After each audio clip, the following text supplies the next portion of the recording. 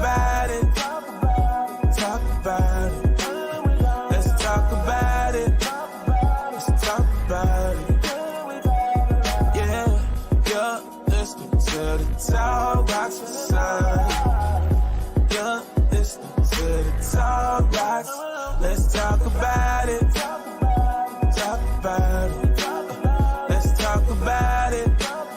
Let's talk about it.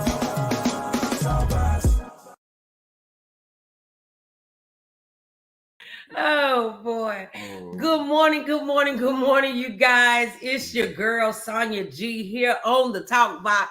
And you know what we say? Every day above ground is a good day. We got another day, another opportunity to get some things right that we didn't have quite right on yesterday. And I have my wonderful, marvelous, and handsome hubby on with me again this morning. Good morning, love. Good morning, sweet. So I want to welcome everyone to the Talk Box. I'm your girl, Sonia G, and we're here giving morning motivation to help drive you while on your journey to abundant living. And today is FreeStlye Fri-Yeh. So we're going to have a good time here on the Talk Box. And we are talking about, what are we talking about? Staying focused. We're going to try to stay focused on today, not get thrown off, since it is FreeStlye Fri-Yeh and the art of laser sharp focus. So we're going to stay focused today, because in order for us to reach and live and walk in abundant living, you got to stay focused. Do you agree with that, honey? Absolutely. And so there are some steps that we have got together to see if we can help you guys on your journey. You know what I say? I'm a Baptist preacher.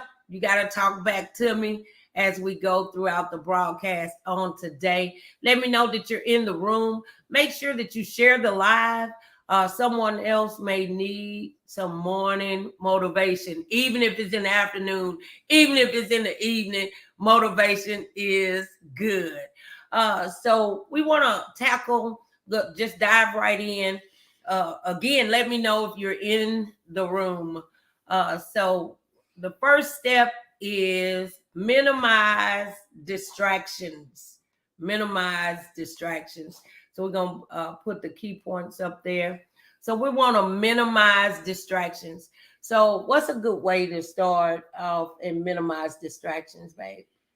Well, ways of minimizing distractions is, it's basically all in your setup. If you have, say you got a task at hand and you're going to be working from a desk, turn off noise that's unnecessary, turn off televisions that you aren't watching, just get rid of your phone so that it don't interrupt you while you're doing stuff. Yeah. So it's just different ways you can minimize distractions. Well, I put down something three different areas that most of us work on. One, spiritually.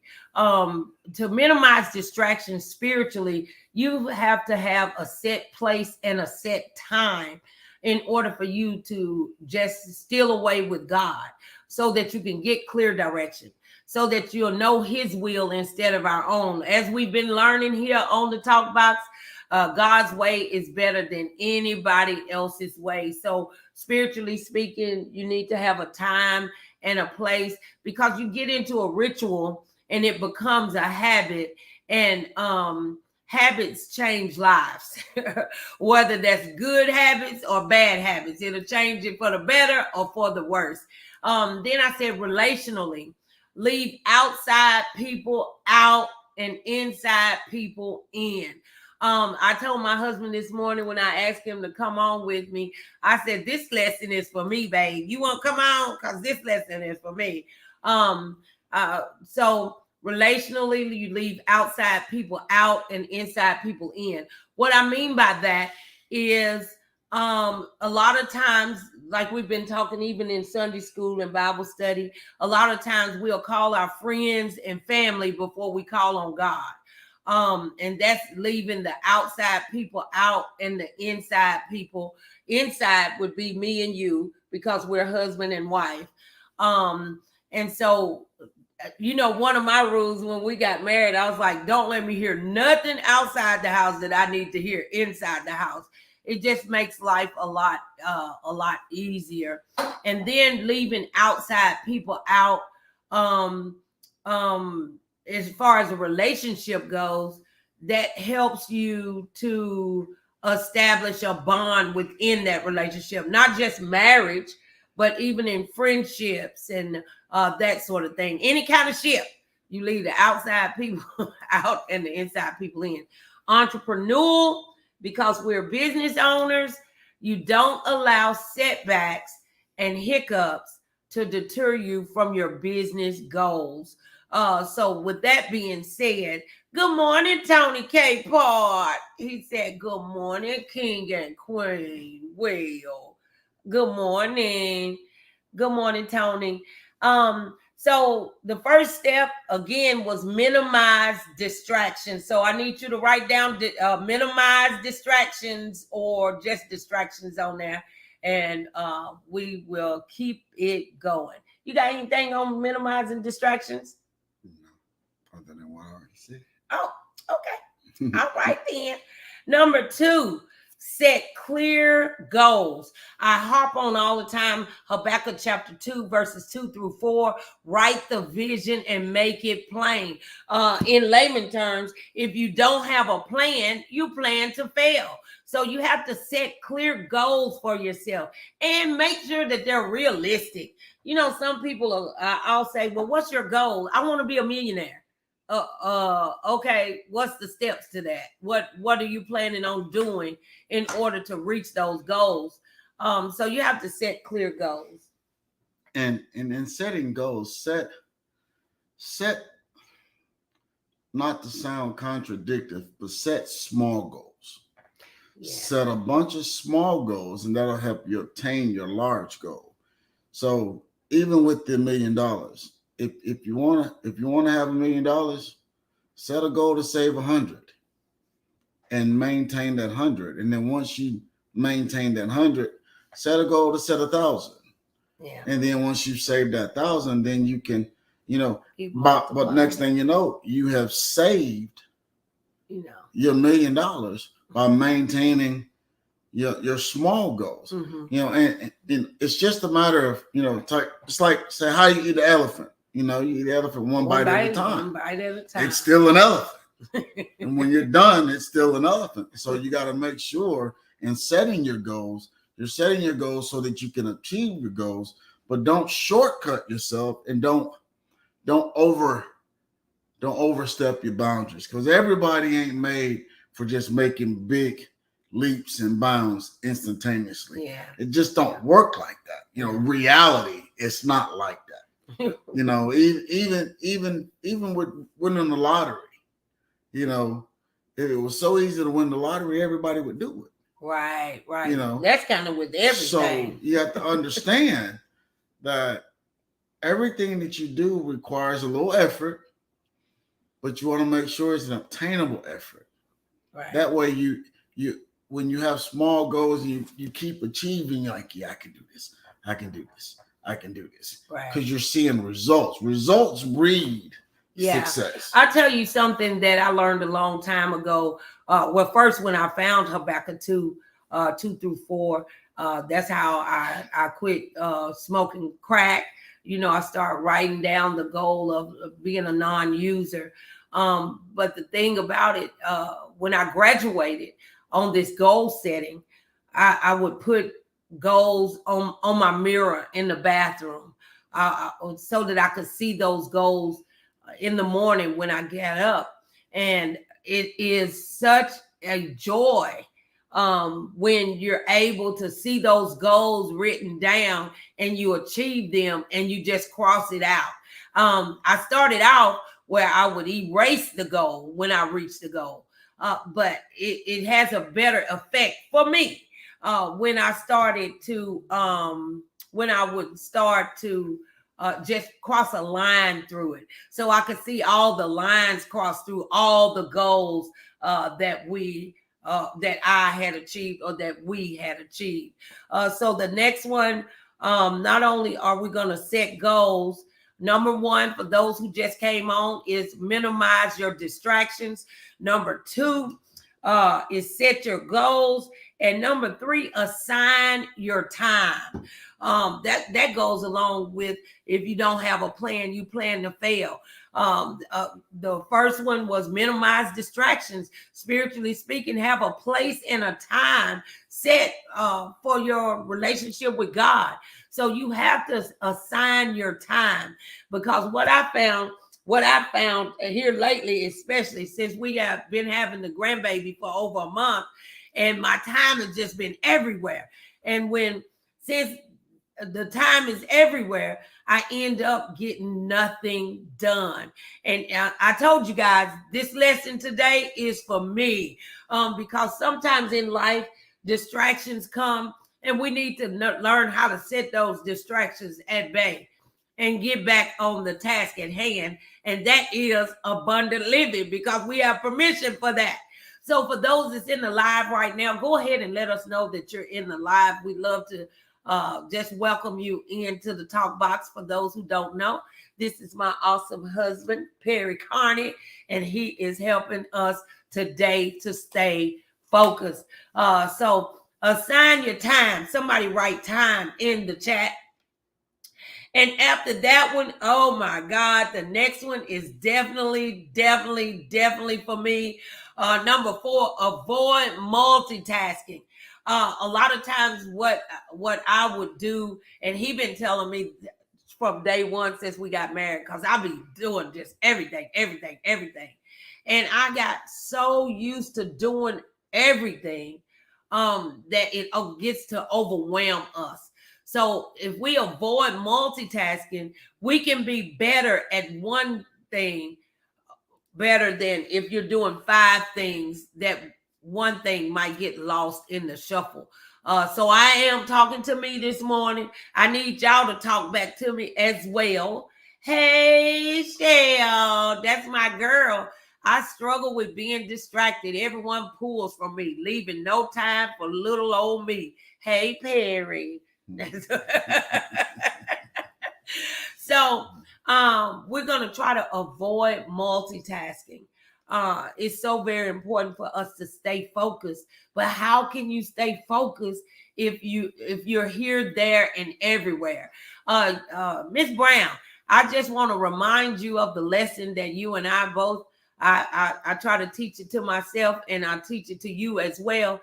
And that is, learn the art of saying no. No, I'm not able to help you right now. And let me put this side note on there, Miss Brown. You is so good at turning off your phone and not answering my phone calls. So you know how to say no, because you just unplug. And so unplugging is also sometimes necessary.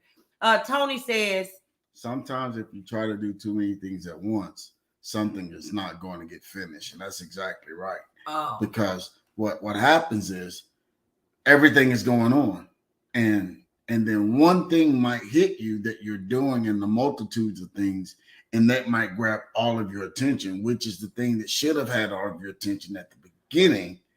And that way, that's what happens. The one thing you started at the beginning got left out because the third thing that you started was more important and more pressing than the first and the second thing. So you're exactly right.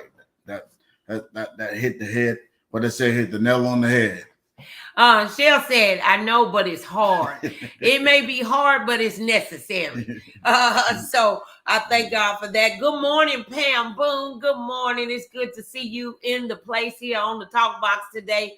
I want to remind you guys right quickly to make sure that you're sharing the live, and most definitely make sure that you subscribe to the YouTube channel so that you can see the podcast as well as the lives here on every morning. Number 5, manage your energy level, you guys. Manage your energy level. And when I was looking at that, I was like, manage your energy level. How can we do that? We manage our energy level by taking care of the things that we eat.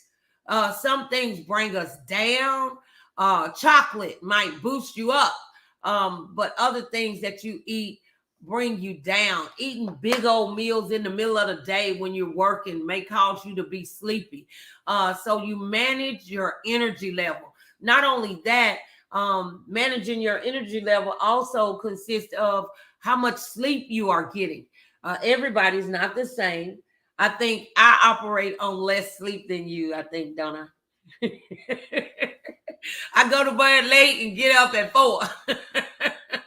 So, but managing your energy level can help you stay focused. How can you stay focused if you're tired?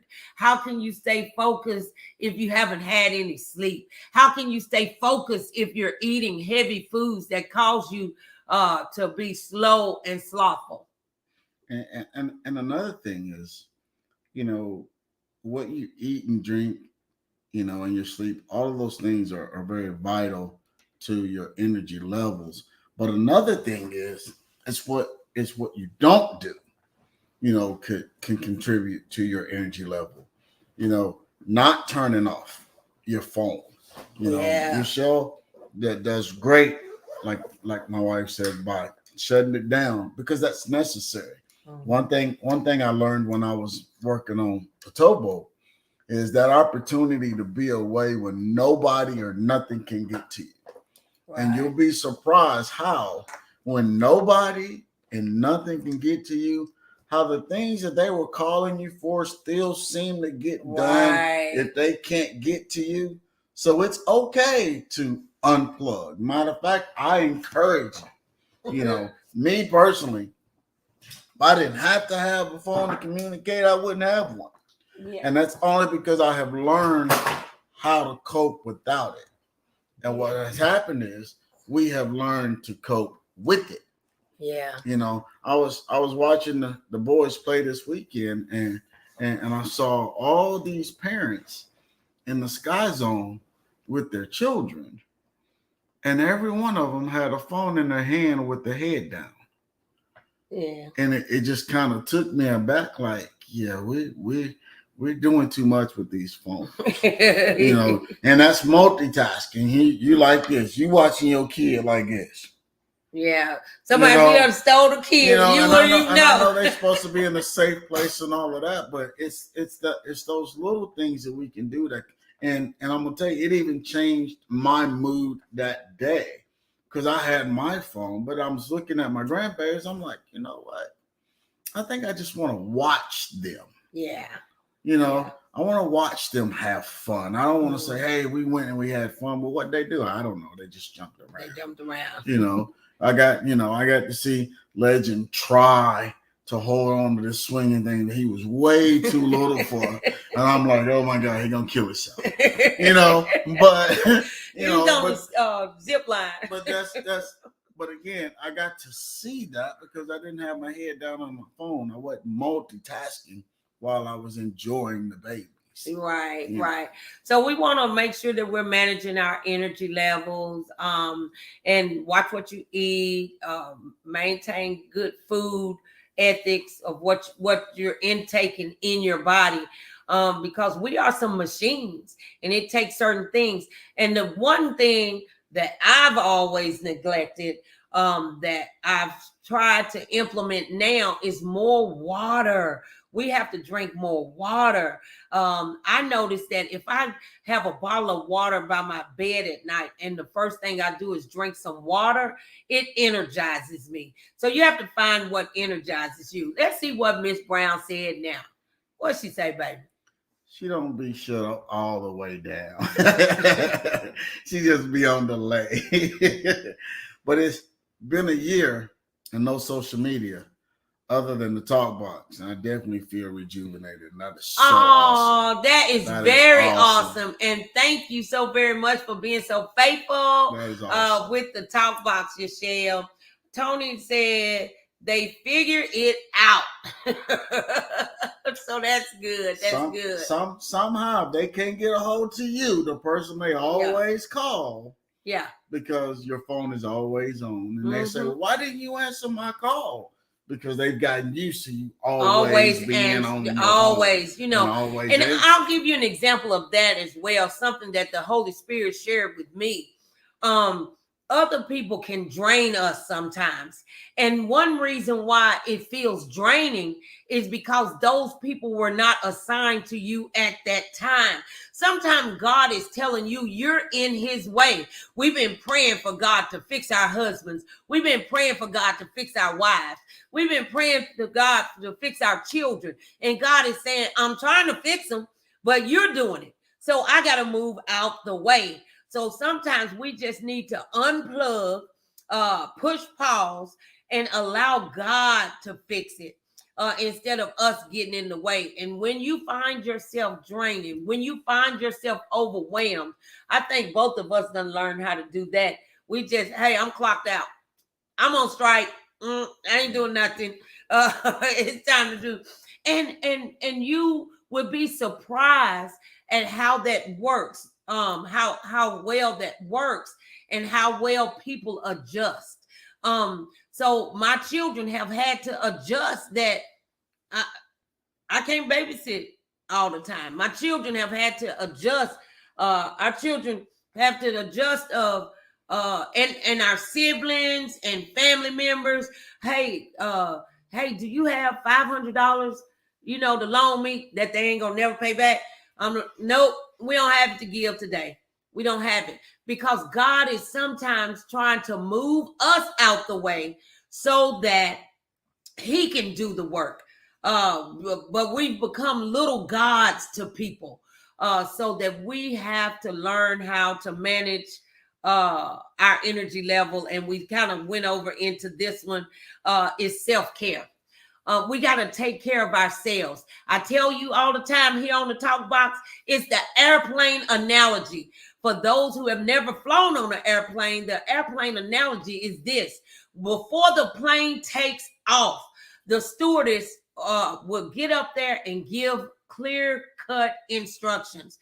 The instruction is always, if there is some turbulence, and I know all of our lives have turbulence in it sometimes, if it becomes turbulence and the cabin pressure becomes too great, that means that in the natural we have pressure in our lives. It says that the air mask is going to drop down and you are to put the mask on yourself first. And then you attend to children and the elderly and your spouse and whoever else, because you cannot be good for other folk if you're not good for yourself. Anybody got their mask on today? Tony said, it's taken me years to figure out that because the way my heart is set up, I get it. God created us all a little different, but put your mask on, because if you're not good for yourself, you cannot be good for anybody else. And I think he's referencing the fact that, always giving first, giving to everybody that calls to him. Yeah. And it can be that way. You find, it's just who you are. But again, like you said, it's taking years to get done. You don't have to be everybody's savior. That's right. Right. Jesus did that for us. He did so that. We ain't got to try to save everybody. And I'll tell you something about that too. The more I grew and matured to the place where I don't get moved by other people's emotion towards me because I can't do something for you. If you're not able to do it, or God is not leading you to give the money, to give the time, to give even your knowledge, don't allow guilt and shame to eat you up just because it's not your season. Sometimes we're out of season. You've heard me say this on the Talk Box. Stop walking around spiritually misfitted.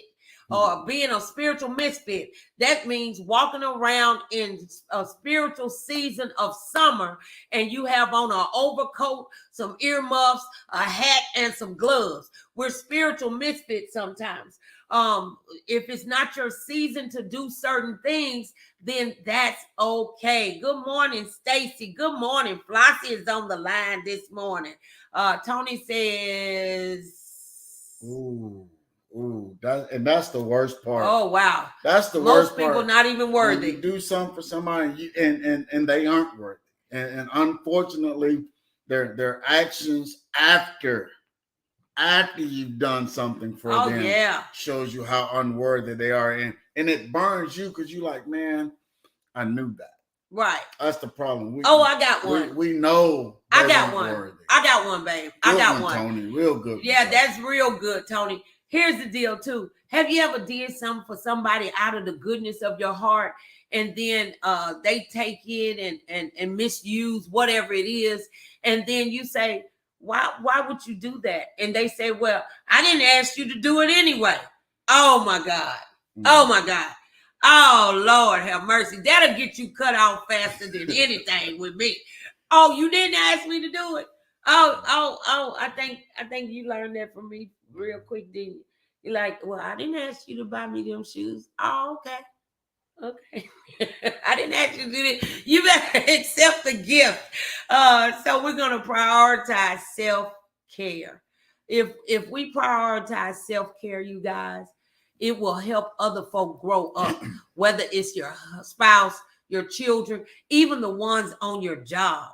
You trying to help little Susie on the job. You like little Susie. Susie's not doing her job right. So you start picking up her slack all the time. But guess what happens when you pick up people's slack all the time? They don't learn for themselves. Yeah. And so we have to allow people to grow as we grow. So we are staying focused today. Let's go over all the rest of them, you guys, before we go over the last one. Number one, we're going to minimize distractions. Somebody say distractions. We're going to set clear goals. We're going to assign our time. We're going to avoid multitasking. That's one that's beating me in my head. We're going to manage our energy level by what we eat, how much time we sleep. It's something else. Eat, sleep, drink, sleep. Oh yeah. And drink and all of that stuff.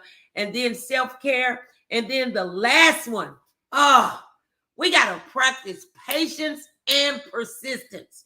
In order for us to live the abundant life that God have created for us, that he have given us authority to live, we have to learn how to walk in patience. We got to be patient.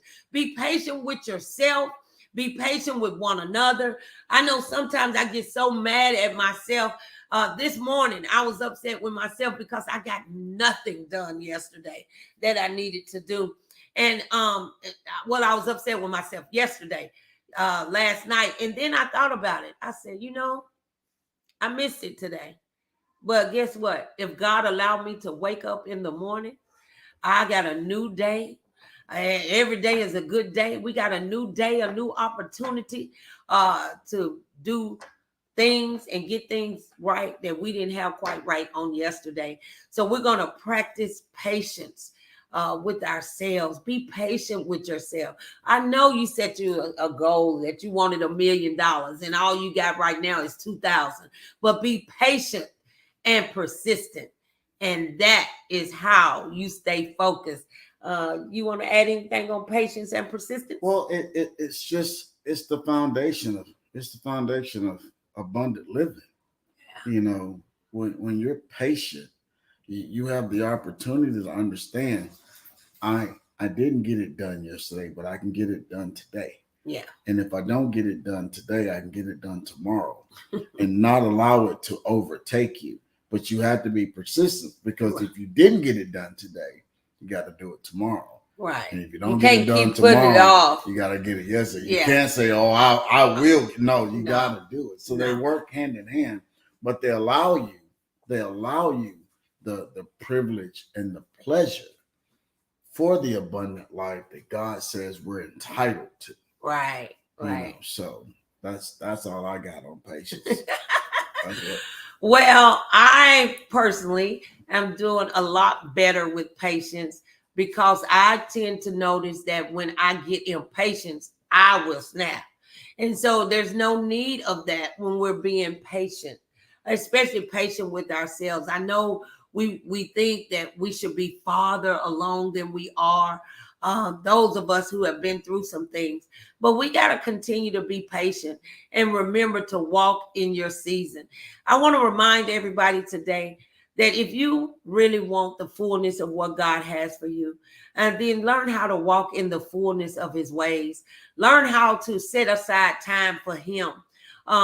When we are in love, when we are starry-eyed and everything, we make time for those that we love. Well, if we Romans 8:28, you got things going on in your life and you want to see those things change for the better, then Romans 8:28 says that all things work together for the good of those who love God. And that's the love God. You got to love on God so that he can make everything all right. Is there anything else you want to put on for today? Enjoy your Fri-Yeh. All right, you guys, just a reminder, it's your girl Sonia G and Mr.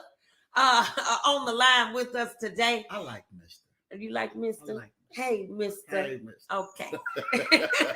So it's your girl Sonia G here on the Talk Box with your morning motivation with Mr. And I want to remind you that today is Freestyle Friday. Not just Freestyle Friday, but Freestyle Fri-Yeh. Yay! So you guys enjoy your weekend, and we will see you again on Monday if the Lord is willing and the creek don't rise. So thanks so very much for coming on. We got some more stuff on here. Flossie said you are doing a lot better with patience. I'm proud of you. Thank you, Flossie. For those who don't know, that is my awesome assistant, and she's on the line with us today. So we want to thank you so very much for coming on the Talk Box. It's been a pleasure helping us to stay focused. So we're going to stay focused. Oh, Lord. Yep. The dogs even know what time we're supposed to get off of the Talk Box. We're going to stay focused.